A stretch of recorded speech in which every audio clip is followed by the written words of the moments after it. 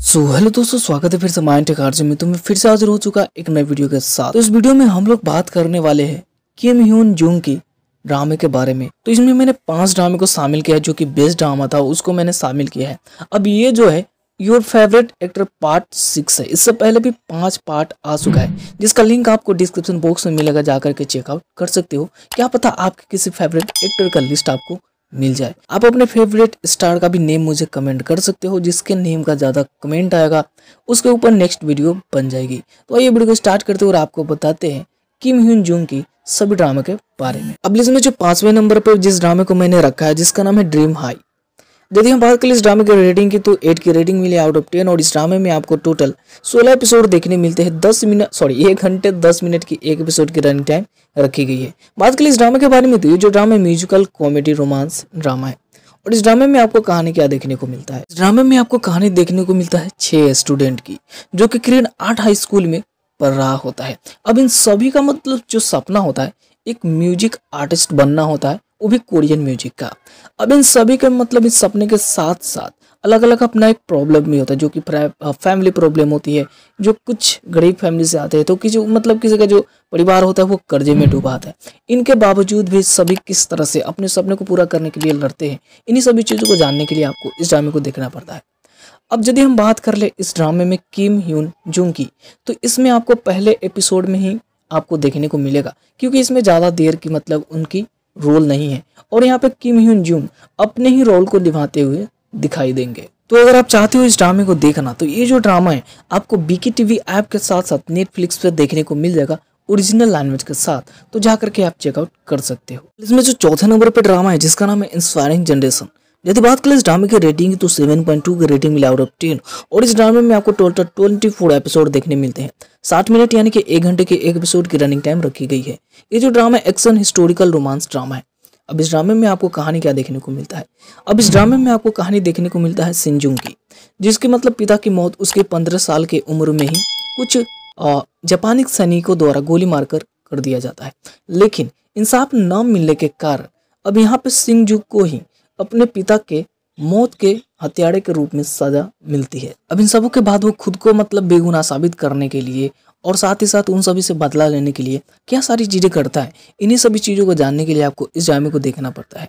तो इस ड्रामे को आप इसके ओरिजिनल लैंग्वेज के साथ देख सकते हो।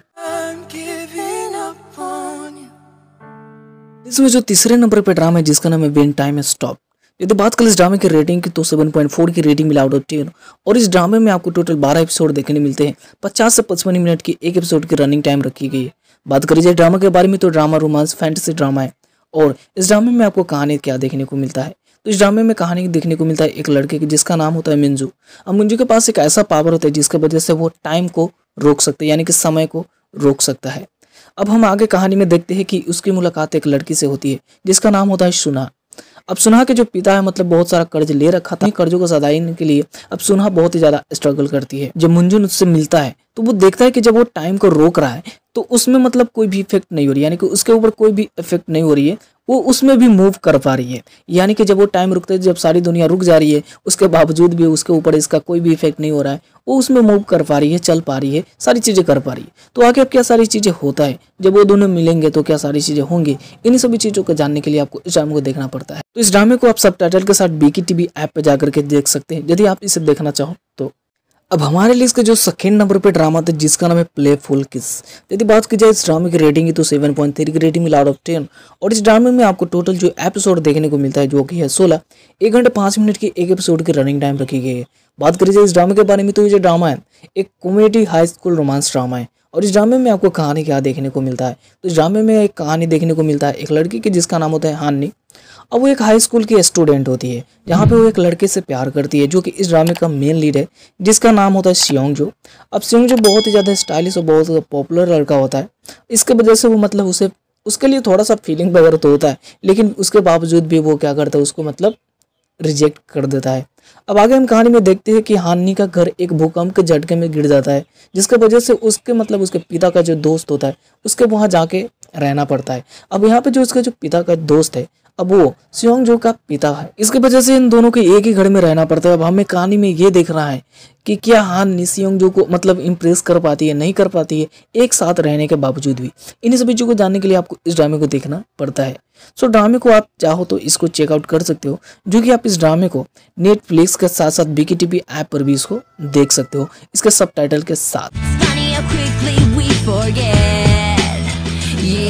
अब इसमें जो नंबर 1 पे ड्रामा था जिसका नाम है बॉयज ओवर फ्लावर्स। अब इस ड्रामे के बारे में कौन नहीं जानता, बहुत सारे लोग इन ड्रामे को देख भी रखा है, लेकिन इस लिस्ट में आता है तो मुझे इसके बारे में बताना जरूरी है। अगर बात की जाए इस ड्रामे की रेटिंग तो 7.6 की रेटिंग मिला आउट ऑफ 10। और इस ड्रामे में जो आपको एपिसोड देखने को मिलता है जो कि 25 और 1 घंटे 5 मिनट की एक एपिसोड की रनिंग टाइम रखी गई है।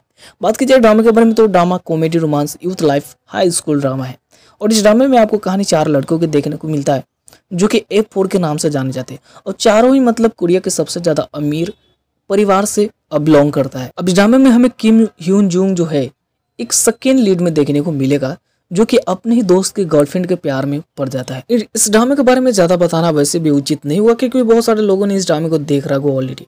अगर आपने नहीं देखा है तो इस ड्रामे को आप जाकर के चेकआउट कर सकते हो। ये आपको BKTV के साथ साथ BTV और नेटफ्लिक्स और इसके साथ साथ यूट्यूब पे भी आपको हिंदी डब में देखने को मिल जाएगा, तो जाकर के आप चेकआउट कर सकते हो।